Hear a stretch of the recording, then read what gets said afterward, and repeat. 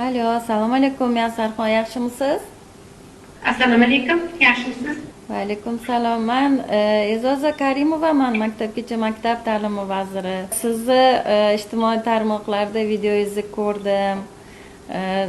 Men o'zimga ham jo'natishdi, mana shunaqa fidoyi ustozlaringiz bor ekan deb. Rahmat sizga, Muyassarxon. Avvalambor mana shunaqa fidoyiligingiz uchun rahmat. Rahmat. E'tibor uchun. Muyassarxon, bu maktabga o'sha qorli yo'ldan keldingiz.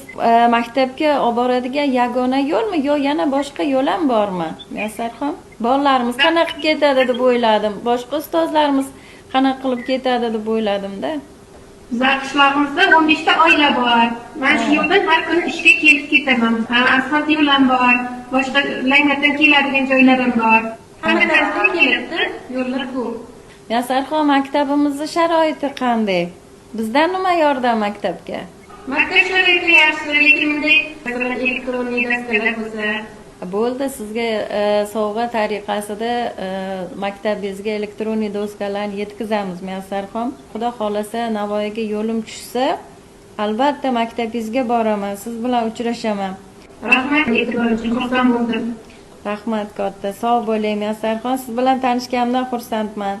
Jamoadoshlarga ham, maktabimiz o'quvchilariga ham alohida salomimizni yetkazasiz. Albatta, rahmat. Sog' bo'ling, charchamanglar. Mayli, rahmat, sog' bo'ling. Sog' bo'ling.